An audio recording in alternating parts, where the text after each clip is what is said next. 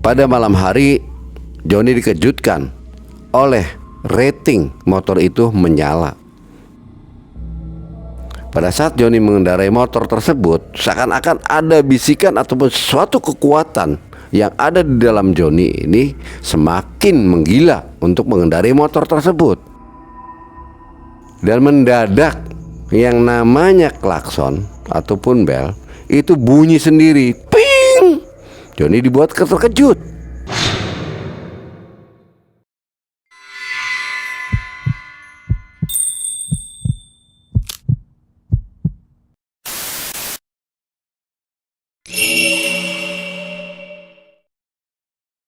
Assalamualaikum warahmatullahi wabarakatuh. Salam jumpa kembali bersama saya Jampang. Kepada sobat mengulas malam dimanapun Anda berada, pada video kali ini saya ingin menceritakan tentang pengalaman dari subscriber, di mana dia menerima ataupun memiliki dampak dari pembelian motor bekas dari pembalap liar yang meninggal dunia. Alkisah dari awal si Joni, yang dimana dia seorang yang senang sekali dengan motor Satria Fu. Dia merengek-rengek kepada kedua orang tuanya agar minta dibelikan motor Satria Fu, karena merasakan motor Satria Fu ini kalau untuk buat hentakan ataupun untuk bergaya kaula muda cocok banget dan asik. Untuk kebut-kebutan oke, tarikannya kenceng, dan buat slap-slipnya juga. Namun orang tuanya tidak memberikannya apa yang diminta oleh si Joni. Joni pun kesal, selalu ikut teman-temannya dan selalu minjem motor teman-temannya. Waktu itu Joni berpikiran untuk menabung. Kamu daripada nganggur, main gak puguh, kerja enggak, kuliah juga enggak, tiap hari makan tidur main, makan tidur main aja. Siapa orang tua yang gak seneng melihat anak seperti itu, dan siapa orang tua yang gak kesel melihatnya kelakuan kamu? Itu penuturan dari papahnya Joni. Joni berpikir sejenak, terus dideketin sama mamahnya. Udah John, sekarang kebetulan tantemu yang di Jakarta itu sedang membutuhkan karyawan. Lebih baiknya kamu ikut sama tante aja, kerja di sama tante di sana, membantu kerjaan tante, daripada di sini kamu hanya main-mainnya begini-begini aja dan tiap hari makan tidur aja. Mungkin kamu perlu suasana baru, pengalaman baru. Benar juga ya mah. Ya sudah, nanti mama teleponnya tante kamu. Mamanya Joni serta merta dengan keinginannya Joni pun menyetujui dari apa yang tadi orang tuanya memberikan saran. Dihubungilah adik dari mamahnya Joni ini, yaitu tantenya Joni. Mereka berbincang-bincang dan menyepakati hari itu juga Joni diperintahkan oleh mamahnya berangkat ke Jakarta menemui tantenya dan ikut kerja di tempat tantenya usaha. Joni diarahkan sama tantenya, John, karena Joni udah sampai di rumah tante dan kerjaan tante banyak nih, kamu nih kerjanya hanya mengantarkan pesanan-pesanan aja ya. Tante kebingungan nih masalahnya. Loh tante, Joni kan di sini orang baru, belum tahu rute-rute Jakarta seperti apa. Nanti ada yang akan membantu kamu. Awalnya nanti kamu ikutin si sama Wawan tuh, karyawan tuh, karyawan tante. Nah nanti kamu yang akan menghandlenya kiriman-kiriman ini ya, karena tante kekurangan tenaga, Kebetulan ini langgan-langgan yang sudah pasti dan tiap hari continue dikirim. Ya sudah tante, Joni ikuti apa seperti yang diperintahkan sama tante. Tantenya Joni merawat seperti anaknya sendiri, memanjakan dia. Awal kerja Joni diberi arahan-arahan serta ngikutin apa perintah dari karyawan yang sudah lama di tempat kerjanya tantenya dia kerja. Kerjanya Joni itu mengantarkan bolu ataupun pesanan-pesanan kue kepada para pelanggannya. Tak terasa waktu berlalu, sudah 3 bulan Joni di sana mengerjakan kerjaan apa yang tante suruh dari tugasnya Joni. Joni pun menabung dan sering dikasih uang tip oleh pelanggan dan juga dikasih bonus juga sama tantenya. Kurang lebih waktu itu Joni memiliki tabungan ya cukup lumayan. Dia menanyakan ke salah satu showroom motor bekas. Pak, motor ini berapa pak harganya pak? Dia berbincang-bincang dengan si pemilik showroom. Merasa kurang uangnya, kurang banyak. Emang kenapa dek? Cuma saya uangnya sedikit pak, belum memenuhi pak. Hanya tanya dulu pak, nggak apa-apa kan? Nanti kalau saya sudah punya uang banyak, saya akan beli motor itu. Lama-kelamaan Joni pun menyenangi kerjaan yang dikerjakan. Dan tantenya ini sangat memanjakan Joni. Sejak kehadiran Joni, para pelanggan semakin banyak bertambah mesen ke tantenya. Bahkan tantenya pun merasa banyak sekali orderan-orderan yang tambahan ini menguntungkan dengan banyak. Sehingga Joni sering diberi ya bonus-bonus sama tantenya. Sampai terkadang juga ngelembur. Sampai waktu itu Joni sudah tidak bisa namanya untuk bermain. Sewaktu-waktu Joni diberi waktu oleh tantenya untuk istirahat ataupun liburan. Silakan Jon, kamu libur tuh sama si Maman tuh. Main sana sama teman-teman kamu. Joni main dengan Maman keluar. Maman pun mengajak Joni ini ke teman-temannya, di mana biasa Maman kalau liburan tuh kumpul di satu perkumpulan motor. Anak-anak yang pada bermotor malam minggu nongkrong-nongkrong. Joni pun ngikutinya. Salah satunya temannya si Maman ini biasa trek-trekan atau balap-balapan di jalanan. Waktu itu Joni diajak oleh Maman melihat pertandingan si Frankie, si pembalap ini, ya grupnya si Maman itu jago. Yuk nonton yuk, Frankie lagi tanding nih. Mereka berdua nonton di salah satu tempat yang sudah dijanjikan, di mana biasa anak-anak muda tuh trek-trekan ataupun adu balap liar. Sekali nonton senang juga, melihat lagi motornya cakep, bagus, enak. Si Frankie karena udah dekat dengan Joni, Joni pun mencoba meminjam motornya si Frankie. Frank, boleh gak gue pinjam motor lu? Kayaknya kenceng banget nih larinya, enak banget kelihatannya. Dicobalah motor itu oleh si Joni. Joni sangat senang sekali memiliki keahliannya dia tersalurkan. Dan motor yang dipakai pun motor Satria Fu.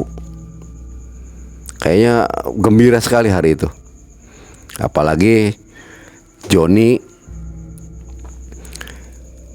dekat dengan Frankie dan sering diarahkan oleh Frankie cara trik untuk menghadapi lawan dari balapan. Joni pun terlatih sama Frankie. Karena sering ketemunya kalau waktu-waktu libur, dan sering sekali Johnny itu melihat pertandingan balap liar, di mana Frankie sosok jagoannya dia, ataupun disebutnya guru lah,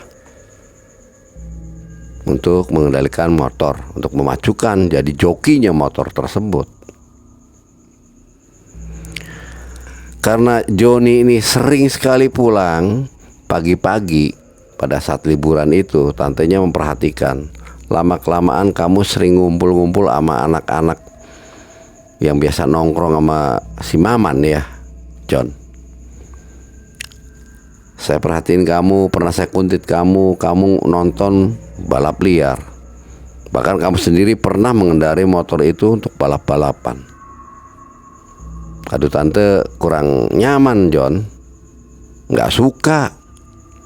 Bukan apa-apa, ingat loh, nyawa kamu taruhannya kalau mengendarai motor balap-balap begitu.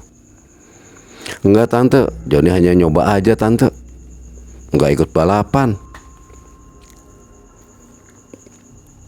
Si Johnny akhirnya agak kesal juga dengan omongan tante, karena seringnya Johnny setiap libur tuh pulangnya pagi, kadang-kala nginep di rumahnya Mama, dan kadang-kala nginep di rumahnya si Frankie, sehingga membuat tantenya tuh kesal karena tantenya sering ditelepon oleh mamanya Johnny, keberadaannya si Johnny di mana, perkembangan di Jakarta. Dan mamahnya Johnny ini meminta Johnny suruh pulang saja, takut pergaulannya terlalu bebas di ibu kota. Waktu itu Johnny dapat telepon dari mamahnya melalui kantor yang dimana Johnny itu kerja di tante. Ditelepon dan menerimanya, ngobrol-ngobrol antara anak dan orang tua. Alasan mamahnya tuh karena kangen. Tak terasa waktu sudah berlalu ya Johnny meninggalkan keluarga itu kurang lebihnya hampir 1,5 tahun.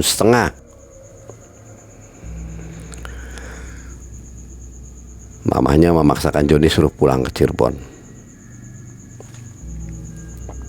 Tantenya pun tidak bisa ambil kesimpulan ataupun keputusan yang lain karena permintaan orang tuanya. Ya udah John, karena juga rasa kesalnya juga ngawasin Johnny nih, karena udah mulai berubah sekali pergaulan yang dia lakukan, bergaul dengan teman-temannya permainannya dia, dimana dia sering sekali bergaul dengan para pemotor, khususnya pembalap liar. Begitu dipanggil sama mamahnya suruh pulang ke Cirebon, ke asalnya, tantenya ini rasanya agak kegirangan karena tante pun sudah dapat karyawan baru yang dimana dididik sama dia dengan alasan ini dia udah 1 minggu sebelumnya udah mempersiapkan seseorang untuk menggantikan posisi Johnny untuk mengantarkan pesanan-pesanan kepada pelanggannya. Johnny pun pamitan dan meninggalkan kerjaan di Jakarta menghadap orang tuanya, yaitu mama dan papanya. Setibanya Johnny di rumah bertemu dengan orang tuanya, rasa rindu dan kangen di situ. Mereka keluarga rasanya berkumpul senang sekali karena Johnny anak semata wayang. Orang tuanya pun ngerasa melepas kangen dan rindu, mengajak makan-makan. Pada saat Johnny makan-makan, terlintas oleh Johnny sebuah motor yang kencang sekali lewat dari pandangannya Johnny. Teringat sama temannya, yaitu Frankie. Jadi gue ingat sama Frankie. Keesokan harinya Johnny mendapat kabar dari Maman bahwa Frankie meninggal dunia tertubruk oleh temannya. Motornya tersungkur dan Johnny terpelanting, akhirnya tergilas oleh mobil. Motornya tidak rusak apa-apa, hanya sedikit, tidak fatal karena motornya tuh masuk ke parit.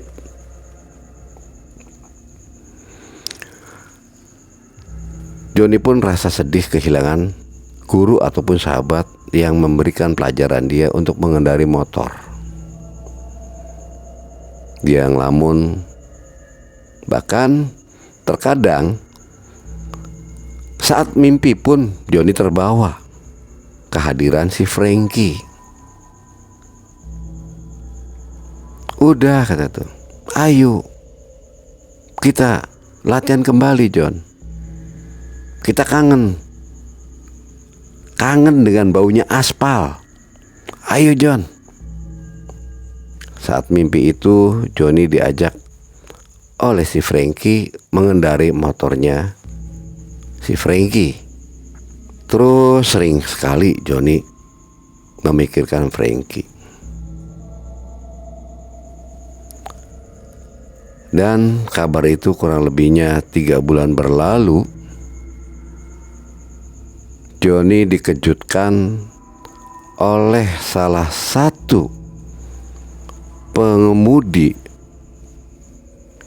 yang mengendarai motor persis miliknya si Frankie. Ini persis banget karena joknya di situ ada cirinya, yaitu di belakangnya ada tertulis FR. Motor itulah yang jadi idolanya si Johnny. Entah kenapa motor tersebut ada di daerah Cirebon, di daerahnya si Johnny. Asal usulnya gimana, letter motornya pun, nomor polisinya pun sama.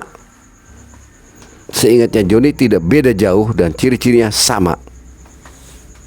Aneh ini. Johnny menguntit dan mencari tahu si pengemudi motor tersebut. Dengan motor bebek yang dia pakai, yaitu Astrea 85, dia terus melaju menyusuri di mana keberadaan orang yang menggunakan motornya sahabatnya itu. Dia melihat ke sana kemari, tidak ada, tidak terlihat. Di showroom nggak temu. Waktu itu Johnny menghampiri supermarket tujuannya untuk membeli rokok dan minuman soft drink. Tadi sadari motor itu bersebelahan parkirannya dengan motornya si Johnny. Yang tak asing lagi, ini adalah motornya si Frankie, sahabatnya dia yang meninggal dunia itu. Dilihatnya, ditelitinya dalam parkiran itu. Sampai-sampai Johnny dianggapnya oleh tukang parkir, Johnny mau mencuri motor. Hei mas, ngapain lihat-lihat motor, megang-megang? Itu kan bukan motor kamu. Mau nyuri ya? Aduh punten mas, saya gak mau nyuri. Ini saya melihat motor ini motor sahabatnya saya. Ah, ngelamun kamu. Beneran, persis ciri-cirinya. Udah, saya mau menunggu nih si pemiliknya. Johnny pun tidak jadi masuk ke supermarket, hanya ada di area parkir menunggu si pemilik motor itu. Tak lama kemudian si pemilik motor itu datang menghampiri motornya dengan membawa sejumlah belanjaan. Dia menanyakan kepada si pemilik motor, maaf mas, saya mau tanya, ini motor siapa? Ini motor sahabat saya dulu di Jakarta. Ini motor saya mas, emang kenapa? Ini ceritanya begini. Johnny menceritakan kesemuanya kepada si pemilik motor itu. Dan si pemilik motor tersebut mengatakan pada Johnny keterangan bahwa dia dapat beli di Jakarta karena ada showroom yang menjualnya dengan murah. Ya saya beli. Johnny tertarik dengan motor itu, motor sahabatnya. Gimana kalau saya beli? Kamu mau jual nggak nih motor? Kalau kamu mau jual ya saya mau beli. Akhirnya si pemilik motor tersebut, karena ngerasa dia sendiri ada satu kejanggalan-kejanggalan yang dialami oleh dia pengen menjual, ternyata tidak cepat laku, susah sekali lakunya. Ini ada yang mau membeli. Berpikirnya si pemilik motor tersebut ada yang berminat, buru-buru dijual. Apalagi harganya harga tinggi, Dia dapat keuntungan, udah dapat ya namanya untung, dan terhindar dari petaka karena sering kali motor tersebut membawa bahaya bagi si pengendara. Ya udah, kalau memang boleh, yuk kamu ikut ke rumah saya. Maksudnya gimana? Ya saya bayar di rumah, biar nanti kamu tak anterin. BPKB-nya gimana? Saya harus ambil di rumah dong. Ya udah, nanti ya sekalian nanti ambil motor. Saya masukin motornya saya di rumah, saya juga mau ambil uangnya, dan nanti kamu saya antarkan ke rumah kamu sembari ambil BPKB-nya. Ya sudah, kesepakatan pun disepakati oleh kedua belah pihak. Joni mengambil uang di ATM. Akhirnya motor dibawa dan BPKB pun dibawa oleh Joni karena sekarang miliknya Joni. Awal pertama Joni menggunakan kembali motor sahabatnya itu. Pada malam hari Joni dikejutkan oleh rating motor itu menyala. Joni berpikir, ini mungkin ada kabel-kabel yang konslet sehingga rating ini nyala. Keesokan harinya Joni mencoba membawakan ke bengkel. Ternyata diperiksa tidak ada masalah apa-apa. Pada saat Joni mengendarai motor tersebut, seakan-akan ada bisikan ataupun sesuatu kekuatan yang ada di dalam Joni ini semakin menggila untuk mengendarai motor tersebut. Motor itu tidak mau diajak bawa pelan, jalan pelan, mau larinya kencang terus, selap-selip. Hampir Joni itu menabrak salah satu mobil truk karena di jalan bebas. Waduh, Joni semakin senang rasanya. Banyak pengendara-pengendara motor yang kumpulan motor pun diselipin oleh Joni. Tanpa dipikirkan akan sesuatu hal yang ganjil yang dirasakan oleh Joni. Waktu itu Joni mengendarai kecepatan sangat tinggi, mendadak mengerem pada saat ada orang menyeberang. Yang dikejutkannya, orang menyeberang itu wajahnya persis sahabatnya yang meninggal itu, yaitu Frankie. Ya ampun! Dengan kecepatan tinggi dan mendadak rem, motor pun berbunyi sampai Joni hampir jatuh dari motornya. Begitu Joni menyadarkan diri untuk melihat sosok yang tadi menyeberang, wajahnya persis Frankie sahabatnya itu, ditolehnya ternyata tidak ada. Larinya kemana ini orang? Dengan rasa penasaran, Joni mencari sosok tadi yang menyeberang. Sempat menanyakan ke salah satu warung di situ, kebetulan ada warung rokok, menanyakan ke bapak penjual warung rokok itu, "Pak, tadi tahu nggak Pak orang yang nyebrang?" "Nggak ada. Dari tadi saya nggak ada yang lihat orang menyeberang." "Yang mana ya?" "Barusan Pak." "Nggak ada. Beneran, dari saya kan mengarah ke jalan, tidak melihat orang yang menyeberang." "Wah, kamu sih mungkin bayangan kamu aja, dikiranya ada orang menyeberang." "Beneran Pak." "Udah, nggak ada, beneran. Saya sendiri katakan apa adanya." Joni dibuat kaget. Akhirnya Joni melanjutkan kembali perjalanan untuk pulang karena perasaan yang tidak enak. Suatu hal takut kejadian apa-apa. Joni pulang ke rumahnya. Pada saat di rumahnya, Joni memasukkan motor ke teras motor, teras rumahnya itu. Motor itu disimpan di teras. Dan mendadak yang namanya klakson ataupun bel itu bunyi sendiri, ping. Joni dibuat terkejut. Jangan-jangan ini konslet lagi ini elektrik. Diperiksa sama Joni, tidak ada apa-apa. Dinyalakan kembali, udah dimatikan. Joni lupa mengambil kunci motor, yang kunci motor masih ada dalam posisi semula. Karena mungkin Johnny haus, Johnny pun mengambil air ke belakang, mau ngambil air di almari es. Saat Johnny mendekati lemari es, motor itu menyala sendiri. Johnny dibuat terkejut. Loh, siapa yang nyalain ini? Kurang ajar, ada yang mau nyuri nih. Johnny buru-buru berlalu meninggalkan tempat lemari es itu untuk mendatangi motor yang ada di teras.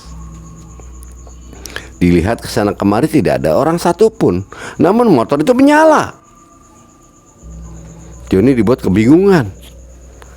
Waduh, ini gimana? Johnny dia teringat kembali pada pemikirannya dengan sahabatnya. Jangan-jangan dia kangen dengan motornya. Karena Johnny tahu bahwa Frankie itu udah meninggal dunia. Dapat kabar dari temannya sekerja waktu itu di sana, yaitu Maman. Udah Frank, kalau lu boleh katain mau berteman sama gua juga gua terima kok. Lu mau bantu gua syukur. Ini ada balapan nih di daerah Tegal katanya tuh. Kayaknya gua harus turun nih. Ya terserah kamu, saya siap bantu. Terdengar suara itu oleh Johnny. Seakan-akan Johnny berkomunikasi dengan Frankie. Mamahnya pun bingung. Pada saat itu mamahnya dari tadi memandangi si Johnny ada di sudut ruang tamu. Kamu ngomong apa, John? Ngomong sama siapa lo? Enggak mah, ngomong sama Frankie, temen gua mah yang Jakarta. Kamu halu ya? Kamu sendirian ngomong sendiri kayak orang gila kamu, John. Johnny terdadak dia sadarkan diri bahwa dia itu dari tadi diamati oleh orang tuanya. Waduh, kamu hati-hati loh tadi, John. Ngomong kamu mau balapan. Balapan apa kamu? Jangan macam-macam kamu. Ingat, kecelakaan akan mengantarkan nyawa kamu nantinya. Jangan sampai kamu anak satu-satunya anaknya mama. Mama gak mau kehilangan kamu. Diam-diam Johnny hanya mengiyakan saja untuk menyenangkan orang tuanya. Dengan hari yang ditentukan pas untuk balapan, Johnny berangkat malam harinya ke sana. Pada saat mengendarai kendaraan tersebut, Johnny dibuat kebingungan. Motor kok mendadak pengennya ngebut aja. Begitu pengennya nyelip melulu. Di jalan Pantura, Johnny seakan-akan jagonya jalanan di situ. Tidak ada yang bisa melawan Johnny. Mobil bus, mobil truk, semuanya disalip. Yang tanpa disadari oleh Johnny, ada sesuatu kekuatan yang bertambah dan menguatkan Johnny semakin nekat. Pada waktu balapan itu dimulai, Johnny merasa pedenya tidak terkira. Mendadak saat itu Johnny melihat sahabatnya Frankie itu ada di dalam hadapannya dia dan bonceng di belakangnya dia. Saat itu balapan dimulai. Johnny memimpin dari awal. Semua pembalap-pembalap itu ditinggalkan oleh Johnny. Kebetulan jalanan licin karena habis hujan. Saat Johnny ada di tikungan dengan kecepatan tinggi, mendadak mobil elep itu nongol. Johnny menabrak mobil tersebut dan Johnny terpental jauh sekali. Dan Johnny tak sadarkan diri. Ribut hiruk pikuk di situ. Akhirnya Joni dibawa ke rumah sakit oleh polisi lalu lintas yang sedang siaga di sana. Dilihat alamatnya, diberitahu semua keluarganya, dan menyambunglah kepada orang tuanya. Waktu ditelepon pihak keluarga, diberitahu bahwa anaknya kecelakaan. Akhirnya orang tuanya pun berangkat ke Tegal, ke salah satu rumah sakit di sana, yang dimana Joni dirawat. Motor pun hancur. Joninya terselamatkan, namun posisi koma. Begitu mamanya datang, melihat posisi keadaan anaknya, anak satu-satunya ini sudah tak berdaya di tempat tidur rumah sakit itu.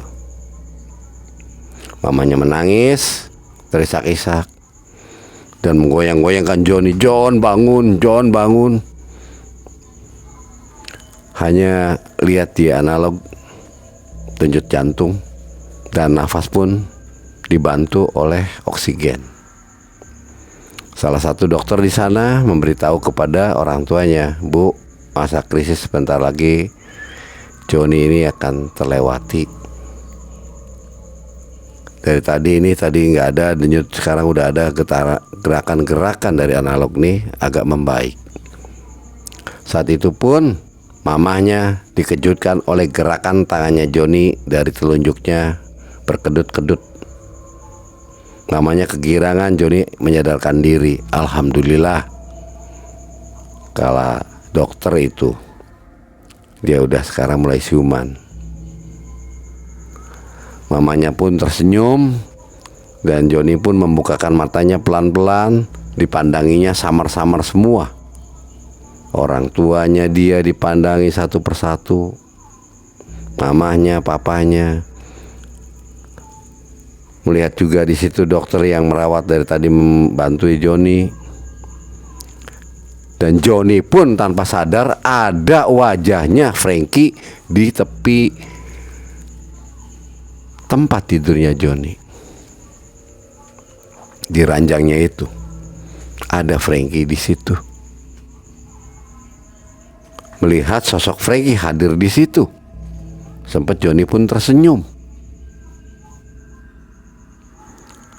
Begitu dia udah siuman dan sadarkan diri, waktu berlalu, mamanya pun menanyakan kepada dokter apakah anaknya bisa dibawa pulang. 1 minggu setelah berlalu di sana dirawat, akhirnya Joni oleh dokter dibolehkan untuk pulang. Dan Joni pun pulang bersama keluarganya. Motor tersebut itu oleh orang tuanya tidak diurus, karena motor tersebut motor yang bawa petaka anaknya, rusak parah, untuk apa diberesin. Kata mamahnya, ini motor yang akan merenggut anak saya. Anak saya udah berapa kali ini dikasih tahu, tetap aja nggak mau, Pak. Ya udah, jangan diurus lagi, jual aja ataupun kasihin orang. Untung aja nggak sampai meninggal nih anak. Kalau meninggal kayak apa ini? Patah tulang pun yang dialami oleh Joni, kakinya, tangannya, dan gegar otak yang ada di kepala itu udah membaik. Ingatan pun udah pulih, hanya kaki dan tangan saja yang masih belum sempat sembuh total. Joni pun selalu duduk di kursi roda yang ditemani oleh mamanya, sering diajak ke sana kemari untuk menghilangkan stresnya Joni. Dengan kejadian itu Joni berpikir, jujur ya, saya selalu mikirkan si Frankie. Dia waktu di rumah sakit, waktu saya siuman, dia selama seminggu di sana, dia menemani saya. Saya bingung saya pengen normal nggak pengen jadi kayak begini Kamu susah sekali, anak dia masih tahu sama orang tua tuh. Udah nggak usah sama kebut-kebutan. Apa sih enaknya kebut-kebutan, John? Jago-jagoan di jalanan. Kalau pengen, kamu terjun aja jadi pembalap beneran. Ngapain pembalap liar yang akan jadi permasalahan di masyarakat, mengganggu pengguna jalan.